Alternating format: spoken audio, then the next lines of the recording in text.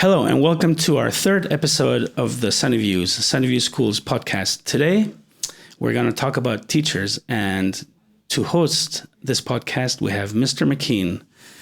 Mr. McKean, go for it. I jumped in there. You jumped in big time. I know, right? Not trying to take your job at all, I promise. But on this podcast today, I'm not alone. As we are talking about teachers and students, I have got some lovely teachers and students with me. To my left, we have... Could you introduce yourself, please, to our lovely audience? I suppose I could do that. I am Kate Brown. Miss Brown? Kate Brown. Do I use my name? I'll use my full name. Yeah. I teach history and geography at Sunnyview. That is my job. Thank you. And we also have some students joining us today to give their views on this wonderful topic.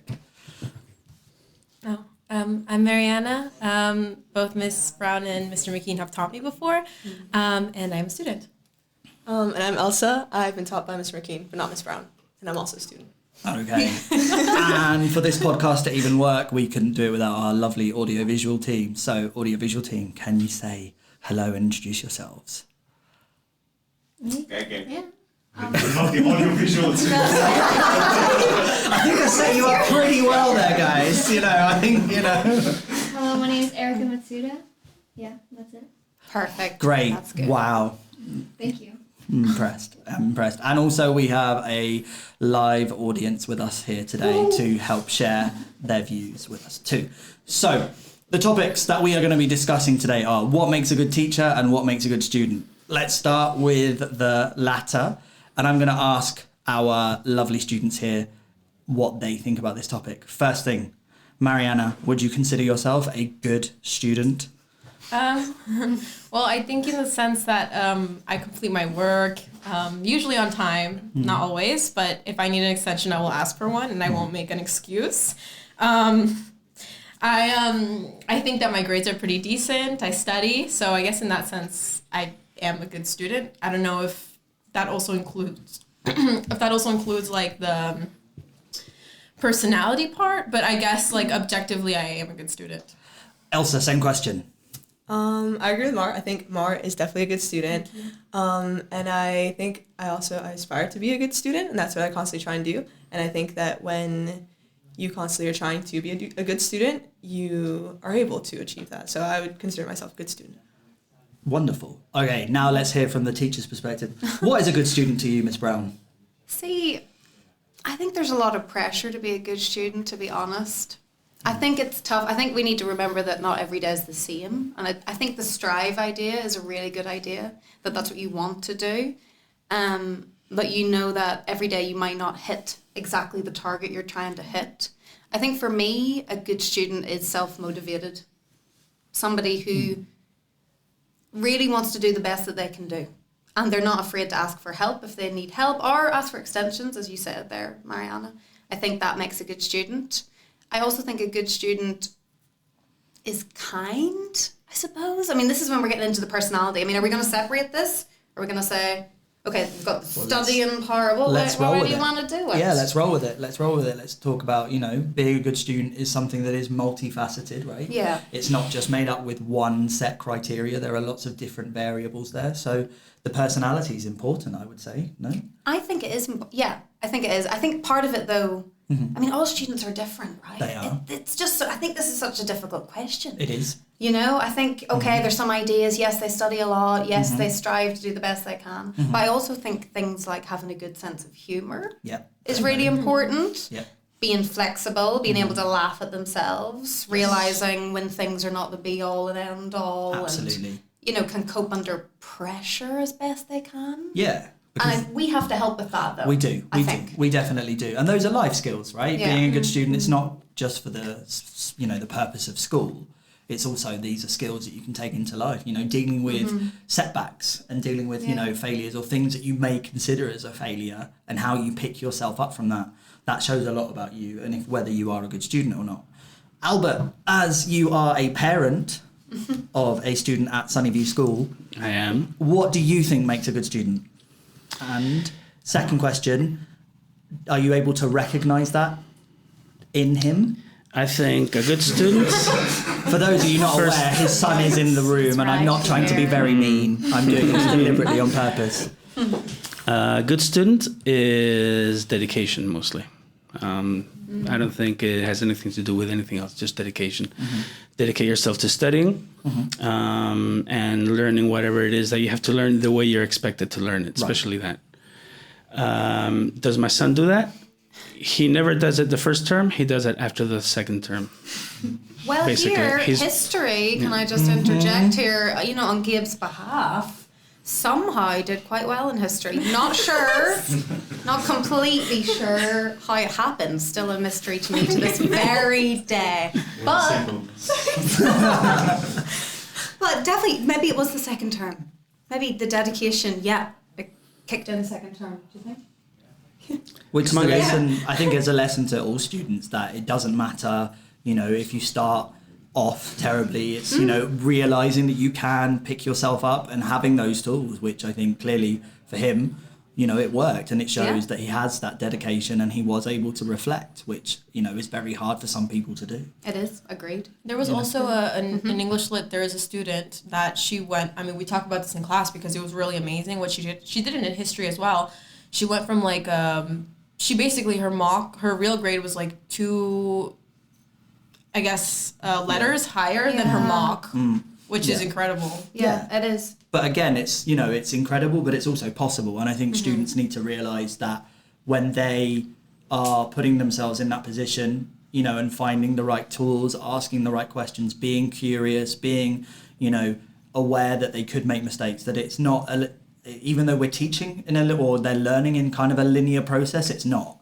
There are going to be days where you're going to be on the ball. Look, we're leading up to Christmas now. Whose head is really in the game right now, right? So we've kind of got to think about it from that perspective. So moving on, there are obviously younger listeners that we have, in our school. We are lucky that we are a school that goes right from preschool all the way up to year 13 to 18-year-olds. So from our students, what advice would you give our younger students in order to be a better version of themselves at school? What would you say? I think I have one idea. So I think that one big part of being a good student is that you need to find strategies and things to do that are sustainable. So essentially you need intrinsic motivation. So something that is not just kind of, oh, I'm studying because I want to get to this university. That's very external. And it needs to be something within you that is constantly there. And so I think that one key thing is finding interest in what you're learning. So even though it's something that initially, I remember having experiences with history, for example. I remember when I started taking history when it was kind of a bigger subject, when I got into year 7, at first I was like, oh, I don't know about history. It's kind of the subject. It's the boring one. But then but I didn't end up thinking that at all. I didn't end up thinking that in the end, because I said to myself, I wanted to change the way that I looked at it. Yeah. And so I just started trying to take interest in the subject and just change your mind. I changed my mindset about it. And then it was a subject that I ended up choosing for GCSE and wanted to choose for A-level, but just wasn't able to because I had too many. Oh, you had the clash, yes. Yeah. Actually, just off the back of that, it makes me think of Marianna, because the French Revolution, sorry, this is very, I don't know, it's not general, it's very specific to you. Go for it. But the French Revolution was pretty hardcore, there was a lot there. Yes. But I could see you were, but I could see you were really taking an interest in it, and you even listened to podcasts like this one, and read around the topic, and by the end your knowledge was tip top. Yeah, no, I agree with Elsa. I do definitely think that part of it is just having an interest, but it is kind of hard when you're in your 7, 8, and 9, because that's before you can choose what you want to do and what you can drop. So sometimes I guess it's hard to kind of force yourself to be interested in something that you're not. I hated physics. I did not like math, but I guess it's just also perseverance. And for me, I had this dream university that I wanted to go to, and yes, that was external, but that also pushed me to work hard.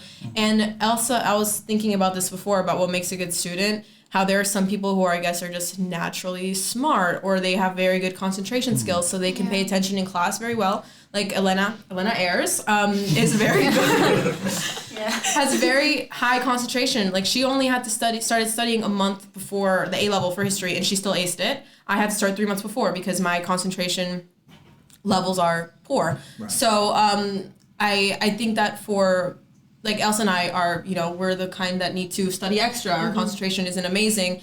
And so for those people, I think that year 7 is kind of where you have to start the hustle and start kind of training yourself, sure. I guess, But to then study. that's also, I think, where both of your personalities come into that too. I think having that extra time to study makes you feel more comfortable that you are a good student and you are doing everything you can. Yeah. Because I think knowing both of you as I do, I think if you didn't do that, you wouldn't feel comfortable. And I think that's kind of that self-reflection is part of what makes, being a good student. Albert, as you are a parent, what do you think parents can do to help with their children? Imagine, they have children at home who are reluctant to participate at school, or who, school isn't just for them. What would your suggestions be? I'm the worst father to ask that. I don't believe it. No. I've been very, very lucky in the sense that Gabe's always been pretty much on top of it without having to be told. Right. I think the secret is to know your child, and let them do the work. Right. If they learn how to do the work at home, they'll get into the flow. Yeah. I don't really subscribe to the whole sit there, shut up and study. I want to see you study until you finish your, because that creates, it did for me when I was a child. Right. When I was forced to do something, I just didn't want to do it. And I don't think that's natural in anybody's, in anybody's psyche. So I'm a live and live kind of guy. Yeah. No, I think that's important too, because, we need to foster autonomy, because again, skills for life. Well, I was thinking, even just as a year 7 student, starting right from the beginning, I think simple things like organisation super important. Absolutely. Just to have their stuff with them. The minute they start forgetting books and having to write on random bits of paper and then transfer that into their book, that's a bit of a nightmare. Yeah. That's why I was saying that being a student is partly just wanting to be a good student, because if you want to be a good student, then you're going to be doing things like making sure you've got your agenda and you're writing things down and you know when things are. That's like the first step that anyone would need to take. Right. And I also want to say, adding on to what you were saying before about kind of how to take interest in a subject and how that can be kind of hard, even especially in year 7, because you haven't chosen any of your subjects, you're still feeling forced to do everything. Yeah. I think a couple of things I did, and it depends on the subject too and what the subject is like, but one thing is you can kind of think about how it applies in the real world. I remember that was something that kind of drew me, or like it made me more fascinated about subjects, because I was like, oh wait, like I'm walking around and this thing I learned in biology, I'm like, I notice it happening within me, so things like that. That's one way to do it. Or another way for other ones where you feel like, oh, I don't see how I apply this in my everyday life. Another way to think about those is kind of to think of them as a game. And that can make it fun too, because you're sort of trying to piece things together as a puzzle, and history is like the perfect example of doing that. It's like a story. History since year 7 was my favorite. It was my favorite subject. I'd always look forward to going to history, even throughout the parts that I didn't like the Industrial Revolution. I hated that so much. Or the tutors. They're not all Not all good parts. Was not fun, but it's okay. Year 7s, it gets better. It does. Sometimes it gets worse, but it's okay. I mean, if you like it and you treat it like a little story and you watch videos or podcasts or movies, and it's fine. I don't know how to say that about physics. I hate physics so much. You can see that one more as a game, though. Yeah. Maybe. Where you have formulas and things like that. But then, this is the most boring game ever. But then I think no offense to the physics department. No offense to them, sorry. But I think as physics students, we agree wholeheartedly. Okay. Oh wow, My okay, God. that's not what I was expecting. But I think for some students it's kind of realizing as well, I think with physics a lot of the time, it's not kind of like say lit or one of the kind of a humanities subject or like a philosophy, for example, where you can kind of discuss and there'd be like it's much more, whereas I think physics provide students with that clear goal, right? And be like, this is, it's right clear or as day, wrong. right or wrong. Yeah, that's There's no difference from that. And some people feel comfortable with that too. So I think, students, I think when they realise that could be, the case, that could draw them there. Sometimes I wish I did teach physics. Or sometimes I wish something that's right or wrong, that's not as a teacher argument based. Well, as a segue, Now we're talking about teachers. We didn't even practice We didn't. I know that. this was not even rehearsed. As a wonderful segue. So Yes. you wish you were a physics teacher, huh? No, I want to backtrack. I don't.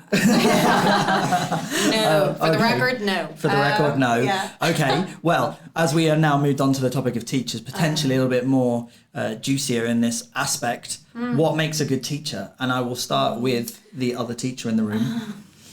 I just want to say that whatever I say doesn't mean that's something I do. Right. Okay. Because I don't want to say, oh, that means I'm an amazing teacher. You know? Yeah. I don't want to do. be that person. Right. So I'd say if I float out of my body Yeah. and look down on Yeah. No. look No. down on this, Yeah. I would say a good teacher is someone who motivates their students Right. to achieve the best they can achieve and who pushes them. And I mean, maybe this is slightly me, is never quite content. Yes, that is you, man. Never I quite say that in a good way. Okay. Always something to be done. All right. Even if it's a very wonderful essay, always something to be done. I will Okay. never give full marks. That bit is about me, okay? Right. But the motivating part, yes, I do try, but obviously we have good days, bad days, etc., etc. Sure. But I do say, for me personally, there's always work to do. But say it in a positive way. Yeah. Not as a, you're terrible, you're the worst. Of You know, course, language is positive, important. constructive criticism, always. All right. Whether for good or bad, Marianna. Okay. For well, good. Marianna, what would you say? What makes a good teacher? You're now in year 13, so you've seen a few teachers in your time here. What would you say to this question? I agree with Miss Brown. I don't think there's not really much more to add there. I think that a teacher also that cares about their students, because you got teachers that don't want to be teachers. And I think that's really sad because sometimes they make it very obvious that they don't want to be teachers, that they don't like their job or whatever, that they're underpaid, which I get that. I totally understand. But it's just... No comment. Not naming names.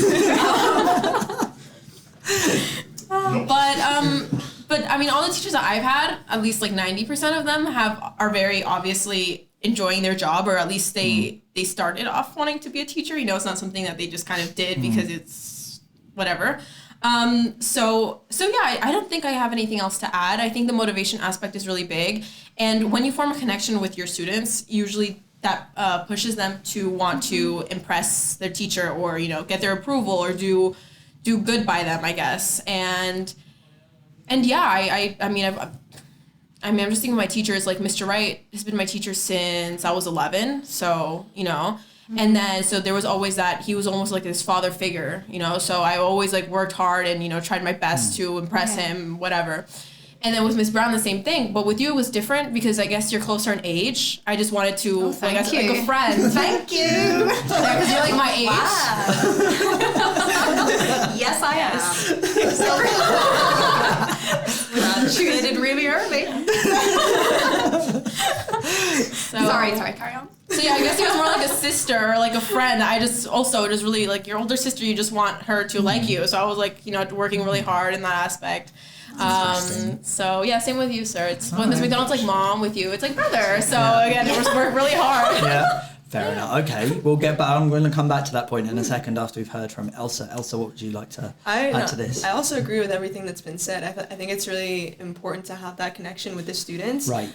And also what you were saying before about, you know, if teachers are constantly making it clear that they don't want to be there, that they're not enjoying it themselves, I think that's projected onto the students. And what I was talking about before, where you need to be interested in the subject, the students aren't going to really be able to have that. Or I mean, some might if they already naturally had that, but if they didn't, they're not going to have that same experience if the teachers are being like that. So I think it's very important for the teachers to be passionate about their subjects. And so or at least like tolerate them, you Exactly, know, like exactly. at least act like you want to be there. Yeah. And make, you know, start up conversation in the classroom, make it interesting. But also I think I will say that you and I are both quite similar students. So I think that, you know, with teachers, what we think are, you know, make great teachers might be really different for other students too. Yeah. Because I think that different teachers will be good teachers for different students. Right. Yeah. Yeah, one size doesn't necessarily fit all in that sense there too. And I think, you know, that's why I think it's important that we have that range of subjects, the range of experiences as well. Albert, what would you say makes a good teacher? From a parent's point of view, or from? Well, yeah, from a parent's point of view. Now that, and if you want to add anything to what the students have said, because Well, I have a question for teachers, for you teachers. Hit us. actually, Go on. Go for it. Get around. Wow.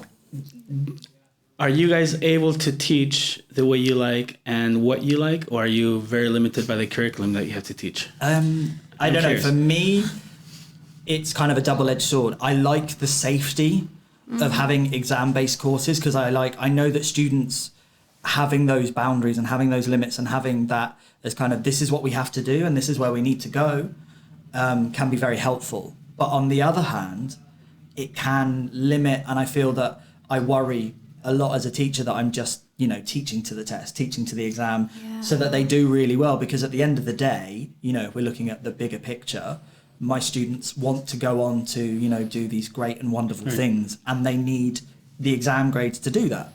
So, yes and no. I don't know if you...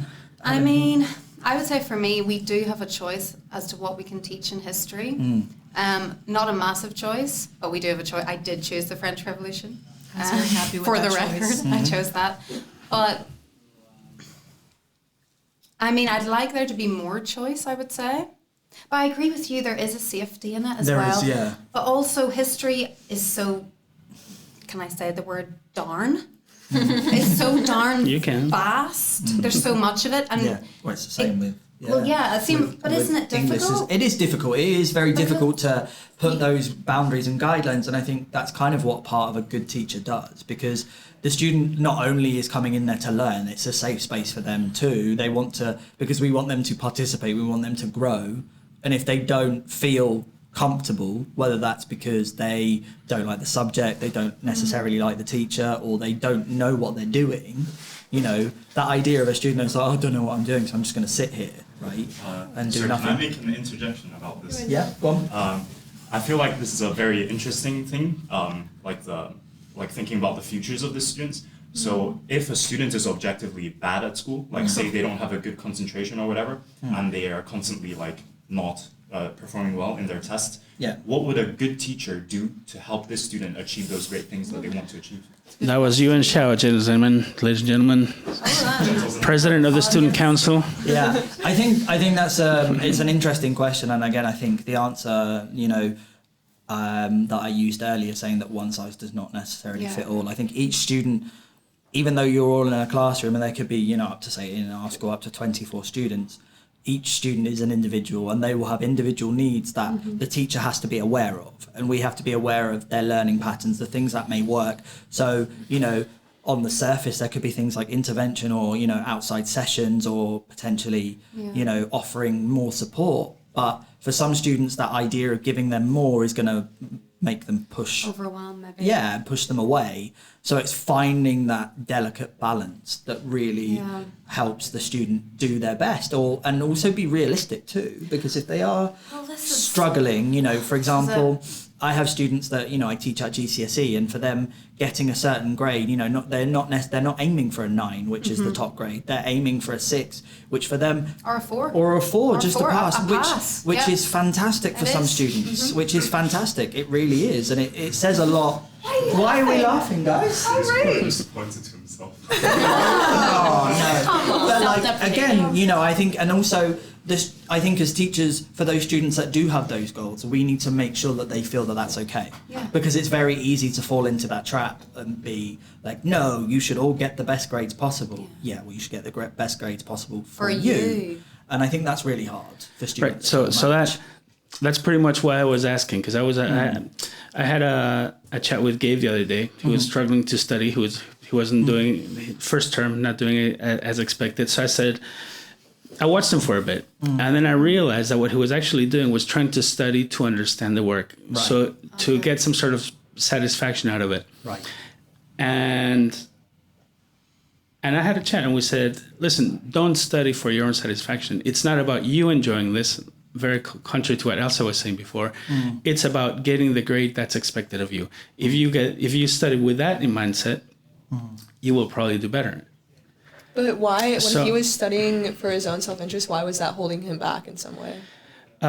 Because Maybe that's just not what they want from him on the exam. Because, I mean, like, remember chemistry? And we did GCSE chemistry. We had this, in my opinion, she was a very good teacher because she taught us how to study for the exam. Right. It wasn't, Miss Murphy. And at the end of the day, I aced that chemistry exam, which I never thought I would be able to do because I'm not, a STEM kind of person. But because she taught us how to study for the exam, Exactly. not all the extra stuff that's exactly. interesting. And the reason to answer Elsa's question is that you have a target. When you're in Key Stage 3, 7, 8, and 9, what you have to do is please your teacher, right? Study what's expected of you, get a good grade, but it's always in-house, right? When you're studying GCSEs and A levels, you have to study for somebody that doesn't know you, that's going to grade according to a plan they have. And if you don't study according to that, then you're not going to do well. That's very different from, hey, I like math, so I'm just going to do math. And I love quadratic equations or whatever, so I'm going to do those because I love them. It's very different. It's like, in fact, like any other work. So that's why I asked the teachers whether you are able to teach and you have the freedom to teach the way you have your style, or are you limited by that? You have to teach your, I'm assuming it's not always Dead Poet Society, Oh, Captain, God, my no. Captain. Wish, I mean, 99% of the time, no. No, absolutely I not. taught for the exam. Yeah, we yeah. have to. I think we have How to. else would we get through the course? How it would we would get through never the get course? finished. And I think as well that not just the expectations of the students, also of the parents. They're expecting, because at the end of the day, the grade that the students get, particularly in external exams, it represents what they have been doing, and if that grade doesn't match up with parents' expectations, then there are going to be questions asked, which puts us in a really uncomfortable position. And I think that's that pressure there that the exam courses do have. But I think education's not ideal, is it? No. I like your idea, Elsa, of we would study because we enjoy it. Yeah. But unfortunately, I remember even just teaching history, if at GCSE or A level, Right. if students start to ask me questions outside of the core content, True. sometimes I have to nearly shut them down Right. and say, look, you don't need to know that, and Yeah. we need to move on. Right. And it's not nice, and I did that quite a lot in your class. Yeah. Because I am tears under shed. pressure. Yeah. And I knew what had to be covered. And I thought, well, Robespierre needs to die now. He needs to die now. Stop asking me random questions. And it's quite stressful, actually. As a teacher, it's quite stressful, isn't it? Yeah, it definitely Especially is. for us. In humanity type subjects, Yeah. there's It a is. lot to wade through. Yeah, I think so, and I think that's definitely across the board. I mean, I've taught now 4 different curriculum Yeah. subjects at school, 3 here, and I mean, when I was teaching business, I really struggled with that too, because it was just there's so much content, and I myself, even though I have a background in like part of my studies are in business, it wasn't something that interests me, and I felt that if I wasn't doing that, to your point you made earlier, Mara, about being interested in the course, I felt like a fraud.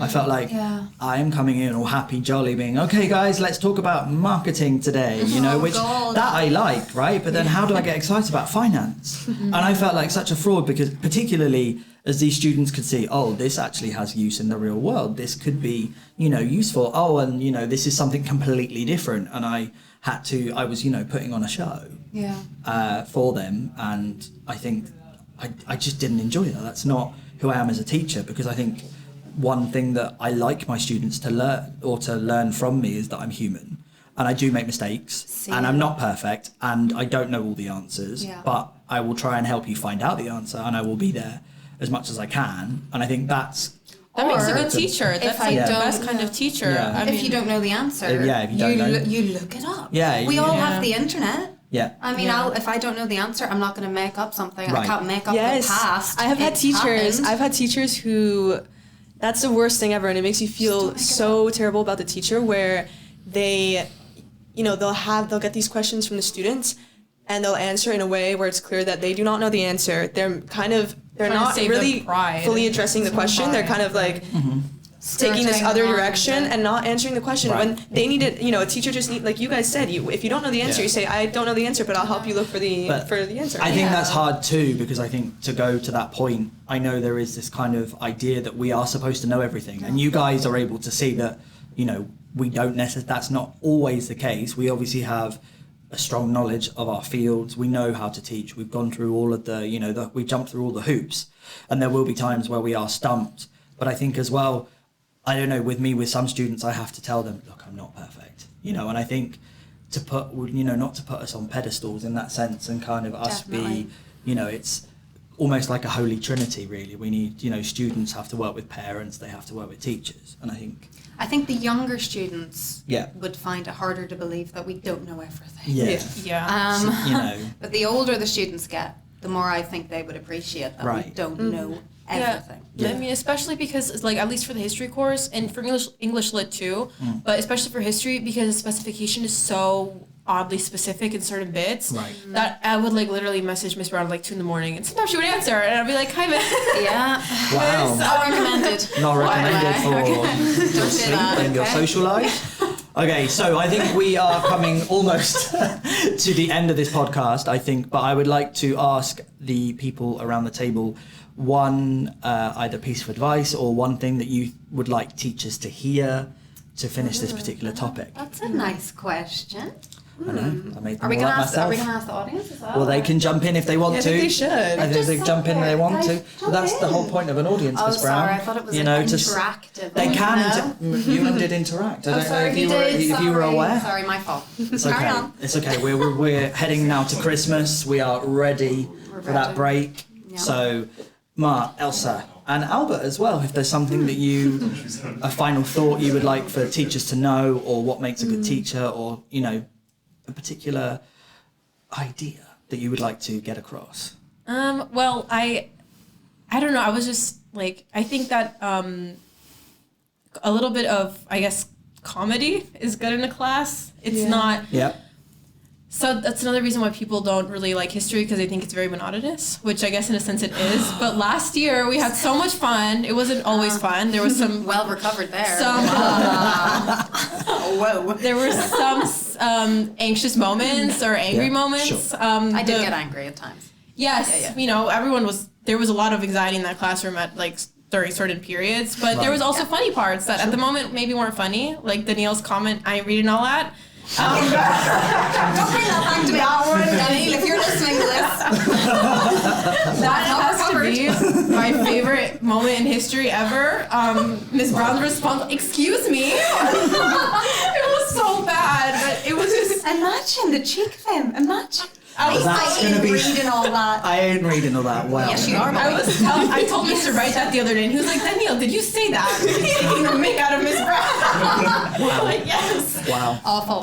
Bad student. I mean, it makes like really memorable stories, Sure. and there's a lot of True. like fondness that you hold, you know, Right. for teachers and for the class, for your classmates. So I think that that's also a good part of being a good teacher. Sure. Is being a bit Mad. easygoing or mad. Right, okay. Mad or easygoing, yeah, okay. Exactly, like the comedy and also just kind of a friendly environment where students aren't scared. I think that's the thing. It's hard. kind It's of hard the for I students' find it fault, hard to though. like say just one thing because it's very like we're saying it's very multifaceted. Oh, Gabe has something to say, but yeah, I mean I think it's hard to say because everyone has. It's kind of all about balance and Yeah. like we've been discussing. Yeah, Gabe.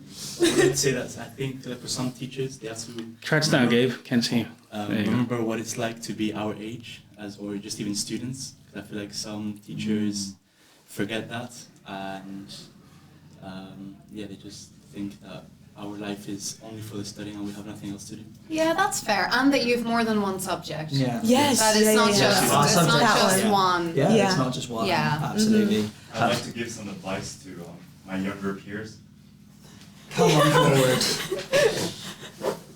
So based on my experience in school, I think it's important to choose more like the path that you want to go down academically. Like the correct path is worth more than your effort. So if you choose something that you don't like to do and you work really hard on that, that's less valuable than just choosing something that you're actually passionate about. Yes. Miss Gilchrist, head of maths, and I were having this same discussion as it seems that lots of people feel they should choose maths, but that's a subject for another That's pod. a whole other That's a podcast. whole nother podcast we've got Yeah. right there, guys. You cannot pay me to do math. We have another comment Maths from and our physics audience. are getting- Okay, sorry. so what Jovan said, basically he meant not to choose chemistry. Oh, we've got Chemistry. dishing the tea here, dishing the Mr. tea. Delchambre Can I add? won't be happy. You can go that. for it, Roy. Yeah. Okay, so like, are you interested that if you add something and it changes color? Sounds it can be riveting. interesting when you see it for yourself, but like studying it is not that interesting. Well, I've learned something from So that. have I. I've learned Thank something you. from that. Every day Albert, is a learning day. do you have anything that you would like to add after Roy's comments to build on what the girls have said or what the guys from the audience have said? I have advice to parents, seeing as I'm a parent. Indeed. More than advice, just a word of admiration for teachers. Yeah. That's nice. It's true. There seems to be a generalized consensus through the parent body of the world that teachers are more like glorified babysitters. That's not true at all. I'd like to tell everybody that teachers work very, very hard to be where they're at. It's a huge responsibility they have, a huge amount of knowledge they have to have, not just of their subject, but of the child psychology, especially in this day and age. So I think we as parents have to respect that, have to recognize that whenever we talk to a teacher, and especially when we think we know more than the teachers, that is not true. We do not know more than teachers. That's all I have to say. Wow, sing it loud and sing it proud. I think that students, I like cherish my teachers so much. I know Miss Brown and I didn't get off to a great start, but you're one of the best. Like honestly, like after the exams, when I came to like visit in August before school started, I was like, when you asked to give me a hug, I was like tearing up. Like I love my teachers, okay? They're amazing. And like also when I read my letter of recommendation from Mr. Wright and Miss McDonald, also the Waterworks. So I have so much appreciation for my teachers, and they're amazing. So we need to appreciate I think them. that's a piece of advice for students to actually appreciate their teachers. I think lots of people They're human. don't. People say that they do, but I don't think that people fully do oftentimes. And to see them as people too. I think it's important for both students and teachers to see each other as humans. Just respect both ways. Respect both ways. Respect. Absolutely. And with that, I think we've ended on such a positive note there. I would like to thank our lovely students and our audience for coming today. Also, our wonderful audiovisual team. Arts at the back there, waving, very happy. Also, our special guest, Miss Kate Brown from History. Thank you. Thank you very much. We will be back hopefully soon. Thank you for having us. Yay. Bye. Thank you very much for watching. Thank you for coming. This is Life at Sunnyview School. Come and join us.